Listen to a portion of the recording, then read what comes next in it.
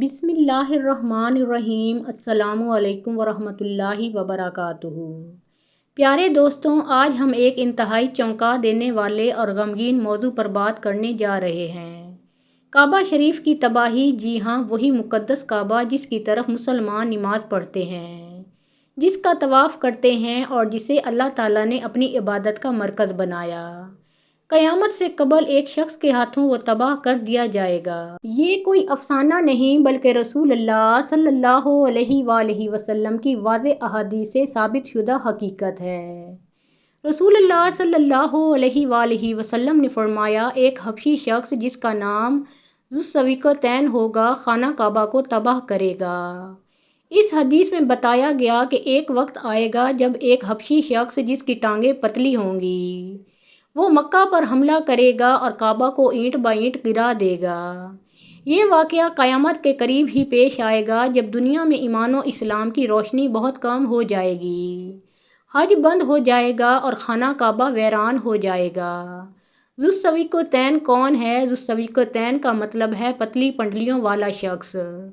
ये लक़ब एक ऐसे हबशी फ़ौजी या सरदार को दिया गया है जो आखिरी दौर में मक्का पर चढ़ाई करेगा। हज़रत अब्दुल्लाह बिन अब्बास रज़ियल्लाहु ताला अन्हो फरमाते हैं, गोया मैं देख रहा हूँ कि वो हबशी शख्स खाना काबा को तबाह कर रहा है, इसके एक एक पत्थर को उखाड़ कर फेंक रहा है। कब होगा ये वाक़या? ये वाक़या क़यामत के बिल्कुल करीब पेश आएगा, जब दुनिया में दीन इस्लाम सिर्फ नाम का रह जाएगा, कुरान उठा लिया जाएगा और अल्लाह का नाम लेने वाले बहुत कम हो जाएंगे। एक और हदीस में है कि हज और उम्रा का सिलसिला ख़त्म हो जाएगा। फिर ये हबशी शख्स मक्का पर हमला करेगा और काबा को तबाह करेगा। उलमा फरमाते हैं कि उस वक्त काबा की हिफाजत करने वाला कोई नहीं होगा, क्योंकि ईमान की रूह ख़त्म हो चुकी होगी। क्यों तबाह किया जाएगा काबा को? इसलिए तबाह किया जाएगा कि अल्लाह ताला उसके बाद क़यामत को बर्पा करेगा। उस वक्त दुनिया में कोई नेक अल्लाह का बंदा बाकी ना होगा। जब अल्लाह के बंदे ही बाकी ना हों तो काबा जैसी मुक़द्दस जगह का दुनिया में मौजूद रहना बेफ़ायदा होगा। आज अल्हम्दुलिल्लाह काबा की खूब हिफाजत हो रही है, लाखों मुसलमान वहाँ हाज़िरी देते हैं, हज और उम्रा का सिलसिला जारी है। लेकिन हम ये ज़रूर सोचें कि कहीं हमारा ईमान कमज़ोर तो नहीं? क्या हम दीन की असल रूह से दूर हो गए हैं? क्या हम उस दौर के करीब तो नहीं पहुँच रहे? ये सवाल हमें जगाने के लिए काफ़ी हैं। मुसलमानों के लिए पैगाम। प्यारे भाइयों और बहनों, ये हदीस हमें एक पैगाम दे रही है कि अपने ईमान की हिफाजत करें, नमाज, कुरान और दीन से वाबस्ता रहें। मनकूल है कि काबा शरीफ रोज़े क़यामत पहली रात की दुल्हन की तरह उठाया जाएगा, तो जिन लोगों ने इसका हज किया वो इसके पर्दों के साथ लटके होंगे और उसके गिर्द तवाफ़ कर रहे होंगे, यहाँ तक कि काबा शरीफ जन्नत में दाखिल होगा तो वो भी उसके साथ दाखिल हो जाएंगे। तसद्दुक़ हो रहे हैं लाखों बंदे गिर्द फिर फिर कर तवाफ़े खाना काबा। अजब दिलचस्प मंज़र है। काबा शरीफ में वाज़ेह निशानियाँ हैं। प्यारे भाइयों, काबा शरीफ का चौथा वसफ़ जो अल्लाह पाक ने पारा 4 सूरह आले इमरान की आयत 97 में बयान फरमाया, वो ये है, फ़ीही आयातुम बय्यिनातुम मक़ामु इब्राहीम। इसमें खुली निशानियां हैं, इब्राहीम के खड़े होने की जगह है। तफसीर नईमी में इस आयत के तहत है, इससे मुराद ये नहीं कि सिर्फ़ काबा शरीफ में अल्लाह पाक की निशानियां हैं, बल्कि इससे मुराद ये है कि ख़ुद काबा शरीफ में, उसके आस पास मस्जिद हराम शरीफ में, बल्कि सारे मक्का मुकरमा और हदूद हरम में अल्लाह पाक की वाज़ेह निशानियां हैं। हज, उम्रा और दीनी शुआर की कदर करें। कुर्बे क़यामत में एक बदबख्त हबशी खाना काबा को गिरा देगा। काबतुल्लाह अल्लाह अज़्ज़ा व जल की निशानियों में से एक अज़ीमुश्शान निशानी है। जब तक ये कायम है दुनिया बाकी है। जब इसको गिरा दिया जाएगा तो दुनिया तबाह बर्बाद हो जाएगी और क़यामत बर्पा हो जाएगी। कुर्बे क़यामत में एक बदबख्त हबशी खाना काबा को गिरा देगा, जिसके फ़ौरन बाद क़यामत कायम हो जाएगी। उसे आखिरी ज़माने में एक काला हबशी शख्स मुनहदिम करेगा, जिसका नाम ज़ुस्सविक़तैन यानी 2 छोटी पंडलियों वाला होगा। उसका ये नाम उसकी पंडलियों के छोटे और बारीक होने की वजह से होगा। वो काबा के एक एक पत्थर को गिरा देगा, उसके ग़िलाफ़ को उतार देगा اور اس کے زیورات کو لوٹ لے گا۔ حضرت عبداللہ بن عمر رضی اللہ تعالیٰ عنہما سے روایت ہے کہ نبی اکرم صلی اللہ علیہ وآلہ وسلم نے فرمایا، اہل حبشہ کو چھوڑے رہو جب تک کہ وہ تمہیں چھوڑے ہوئے ہیں، کیونکہ کعبہ کے خزانے کو سوائے ذو السویقتین حبشی کے کوئی اور نہیں نکالے گا۔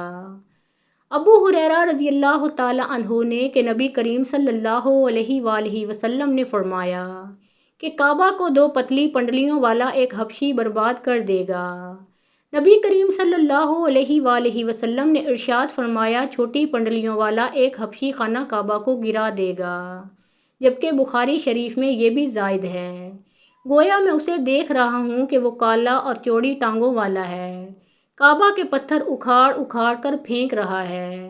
عمدۃ القاری شرح بخاری میں ہے، آخری زمانے میں حضرت سیدنا عیسیٰ علی نبینا علیہ الصلاۃ والسلام کے وصال کے بعد جب سینوں سے قرآن پاک اٹھا لیا جائے گا تو اس کے بعد وہ بدبخت حبشی خانہ کعبہ کو گرا دے گا۔ سیدنا عبداللہ بن عمر رضی اللہ تعالیٰ عنہما بیان کرتے ہیں کہ رسول اللہ صلی اللہ علیہ وآلہ وسلم نے فرمایا، کعبے کو چھوٹی اور پتلی پنڈلیوں والا ایک حبشی برباد کر دے گا، وہ اس کے زیورات کو لوٹ لے گا اور اسے غلاف سے محروم کر دے گا، میں گویا اس کو دیکھ رہا ہوں۔ وہ گنجا ٹیڑھے ہاتھ پاؤں والا خانہ کعبہ کو اپنے بیلچے اور کدال کے ذریعے سے ڈھا رہا ہے۔ مسند احمد بن حنبل۔ اسیلیہ یہ اصلہ کی تصغیر ہے، یعنی اس کے سر پر بال نہیں ہوں گے۔ اوفیدیہ جوڑوں میں ٹیڑھا پن، گویا وہ اپنی جگہ سے ہٹے ہوئے ہوں گے۔ بی مسحاتہ یعنی اپنے پھاوڑے سے گرائے گا۔ پھاوڑا لوہے کا ایک آلہ ہے جو زراعت میں استعمال ہوتا ہے۔ المیول کدال لوہے کا ایک آلہ جس سے پتھروں میں کھدائی کی جاتی ہے۔ نبی کریم صلی اللہ علیہ وآلہ وسلم نے اپنے ایک ارشاد میں اشارہ فرمایا کہ ایک وقت ایسا آئے گا جب اس گھر کی حرمت کو اس کے رہنے والے ہی پامال کر دیں گے۔ سیدنا ابو ہریرہ رضی اللہ تعالیٰ عنہ سے روایت ہے کہ رسول اللہ صلی اللہ علیہ وآلہ وسلم نے فرمایا، ایک شخص، اس شخص سے مراد امام مہدی ہیں، اس کی حجرہ اسود اور مقام ابراہیم کے درمیان بیعت کی جائے گی، اس گھر کی حرمت کو اس کے رہنے والے ہی پامال کریں گے، اور جب ایسا ہوگا تو پھر عربوں کی ہلاکت اور بربادی کے بارے میں پوچھا نہ جائے گا، پھر حبشہ سے ایک لشکر آئے گا جو کعبہ کو تباہ و برباد کر دے گا، اس تباہی کے بعد پھر اللہ کا یہ گھر کبھی آباد نہ ہو سکے گا، یہی لوگ اس کا خزانہ بھی نکال کر لے جائیں گے۔ واقعہ اصحاب فیل کے زمانے میں مکہ والے کافر تو تھے مگر بیت اللہ کی تعظیم کرتے تھے اور اس کی حرمت پامال نہیں کرتے تھے، اسی لیے اللہ تعالیٰ نے کعبہ کو ابرہہ اور اس کے لشکر سے بچا لیا۔ جہاں تک حبشی ذو السویقتین کا معاملہ ہے تو وہ کعبہ کو گرانے میں اس وقت کامیاب ہو سکے گا جب مقامی لوگ بھی کعبہ کی حرمت کو پامال کرنا شروع کر دیں گے اور اس کی حرمت کا پاس نہیں کریں گے۔ جب وہ بیت اللہ کی خدمت اور اہتمام سے پہلو تہی کریں گے تو اللہ تعالیٰ ان کی مدد سے ہاتھ کھینچ لے گا۔ یہ احادیث مبارکہ اس بات کی بھی دلیل ہیں کہ اللہ تعالیٰ نے اپنے محبوب صلی اللہ تعالیٰ علیہ وسلم کو آنے والے حالات کا علم عطا فرما دیا تھا، اور بے شک ان پر یہ اللہ کی خاص رحمت ہے۔ یہ بھی معلوم ہوا کہ اللہ تعالیٰ نے ہمارے نبی کریم صلی اللہ علیہ وآلہ وسلم کو بے شمار علوم عطا کیے ہیں جن کا ادراک ہمارا چھوٹا سا ذہن کبھی نہیں کر سکتا۔